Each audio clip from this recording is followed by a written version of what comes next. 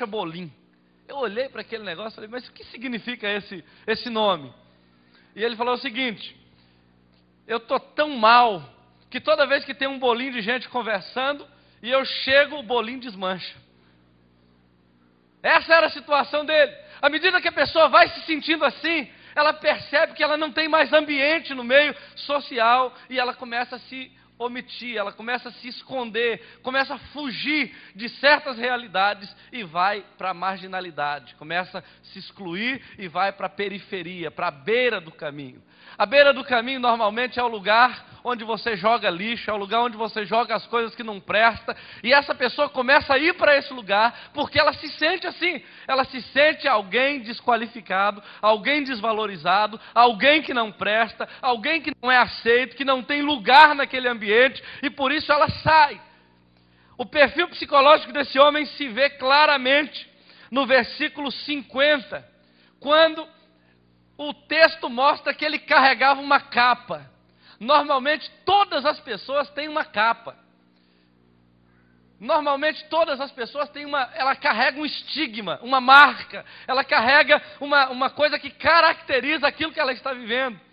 E à medida que essa pessoa vai se marcando, eu vou te dar um exemplo. Às vezes o cara era de uma família boa, mas ele começou a se enrolar, começou a se complicar, e de repente as pessoas o chamam de enrolado, de mentiroso, de ladrão, de desonesto. Essa marca vai se transformando numa característica, numa capa, num traço de personalidade, e esse homem agora, ele é conhecido por aquele comportamento que ele tem, por aquela conduta que ele adotou.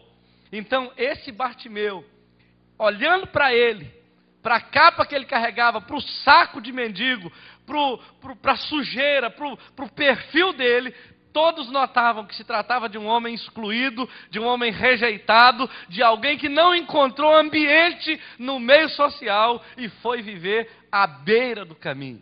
A beira do caminho é onde você percebe as coisas acontecendo, as pessoas indo e vindo, as pessoas se dando bem na vida, as pessoas se desenvolvendo, as pessoas partindo para o futuro, para o sucesso, e você está ali à beira do caminho, assistindo de camarote o bem-estar das pessoas, enquanto você se sente mal, excluído, rejeitado, abandonado. Queridos, nessa manhã, Deus me trouxe aqui para falar para você que Ele tem um projeto especial de ir à beira do caminho, onde encontram pessoas dessa natureza, e tirá-las de lá, e colocá-las numa posição, onde elas possam glorificar o nome do Senhor, exaltar o nome do Senhor, como um Deus que restaura o desvalido, e o coloca para sentar com príncipes em sua mesa. Aleluia!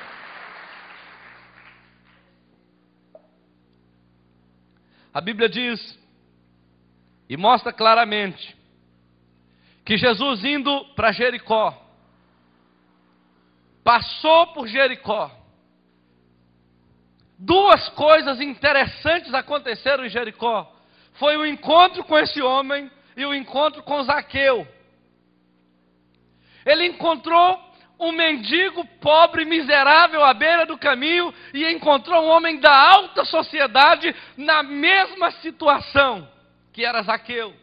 Um homem angustiado, um homem vazio, embora com muita riqueza, com uma posição social, um emprego super seguro no governo romano, mas ele se achava isolado, excluído, vazio, e precisava também de um encontro com Jesus. Duas classes de pessoas, um pobre e um rico, um da baixa sociedade e um da alta sociedade. Um estava vazio e precisava de uma experiência com Deus, o outro também estava vazio e precisava ver Jesus. A Bíblia mostra que foi a única vez que Jesus passa ali. Ele não voltaria ali mais antes de morrer, era uma única oportunidade. E a Bíblia fala o seguinte: quando ele saía de Jericó, nos últimos momentos de Jesus em Jericó, ele estava indo embora, o cego estava lá à beira do caminho, e aqui começa a pregação dessa manhã. Ele estava à beira do caminho, angustiado, chateado, desiludido da vida, e de repente ele começa a escutar um barulho, pessoas andando. Bata o pé assim, ó. Vamos fazer o barulho de pessoas andando. E ele, O que é isso? O que é isso? Está sentindo? O que é isso? Que barulho é esse? Por favor, me digam, que barulho é esse? Obrigado. E alguém falou, é Jesus que está passando. É Jesus que está passando por aí. Quem é Jesus? Jesus é aquele que é filho de Davi, o Messias, que havia de vir para restaurar a vista aos cegos, para libertar os oprimidos da sua situação. E ele começou a gritar, Jesus, filho de Davi, tem misericórdia de mim. A primeira coisa que eu percebo nesse texto, queridos, após esse relato do perfil psicológico de Zaqueu, era o seguinte: para uma pessoa que se encontra num nível de depressão como esse, o único recurso é gritar contra aquela angústia. Uma vez eu me achava assim, angustiado com uma situação que havia me acontecido. E eu fui para um lugar onde eu podia ficar à vontade.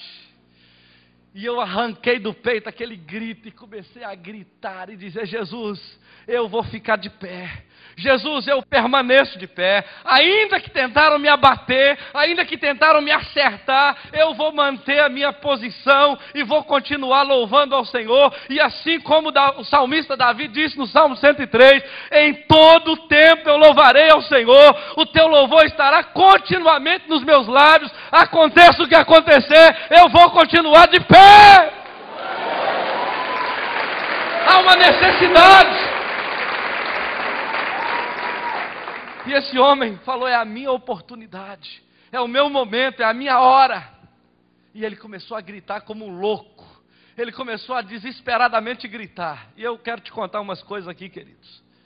Existem situações na nossa vida que só mudam se nós decidirmos em Jesus que nós vamos contrariar a nossa realidade e vamos mudá-la. Eu me lembro que quando eu morava com os meus pais, eu preciso contar minha história aqui para você, um pouco dela, já contei algumas partes. Mas quando eu morava com os meus pais, a gente era muito pobre, mas muito pobre. Você não consegue imaginar o que é você trabalhar uma semana inteira e chegar no final de semana, não ter um centavo para comprar um arroz para comer. E a gente não tinha isso. A comida era a mais simples possível e eu era apaixonado por ir à igreja. E eu só tinha 2 calças. Então, uma calça tinha a perna mais apertada do que a outra. Eu usava essa para ir no domingo de manhã. E a outra, que era com as 2 pernas iguais, eu ia no domingo à noite. Então, diante daquela situação toda, daquela necessidade toda, morando na roça, indo à igreja assim, 10 quilômetros de distância, eu colocava minha mãe na garupa da bicicleta e saía pedalando, de repente passava naquelas costelinhas da estrada de chão, aí eu sentia que a bicicleta ficou leve, aí eu olhava e minha mãe estava lá atrás, caída, limpando assim o joelho, sujo de sangue, e falava, vamos embora para o culto. E a gente sentava na bicicleta e continuava caminhando e participava daquela escola dominical, e voltava para casa querendo que Deus olhasse para a gente. E eu deitava na minha cama de noite, eu tinha um toca-fitas antigo, daquele bem antigo, colocava uma fitinha de uma pregação que eu tinha, ouvindo o pastor Neres, pastor da Assembleia de Deus, que já até morreu, e eu ouvia aquele homem pregando e chorava, e tentava imitar a mensagem dele, e falava, Deus, um dia me chame para o ministério, um dia me faça um pregador, Deus, tem misericórdia, e clamava. Então, eu li na Bíblia que Daniel orava 3 vezes por dia, eu subia para a lavoura e falava, Deus, eu vou orar, eu vou insistir contigo, e continuei insistindo. Então eu comecei a pregar para pés de café. Era uma multidão, 45 mil pés de café, e eu pregava para eles com poder, com autoridade, a mensagem de Oséias 10:12. E eu estava tentando mudar a minha situação. Alguma coisa dizia, o Espírito de Deus dizia na minha alma, olha, você pode mudar essa situação através do Evangelho. E eu subia aquele morro e pregava e anunciava o Evangelho para os pés de café. E eu tenho coragem de dizer uma coisa, querido, se tiver um pé de café no céu, quem ganhou para Jesus fui eu. Porque eu preguei muito para pé de café.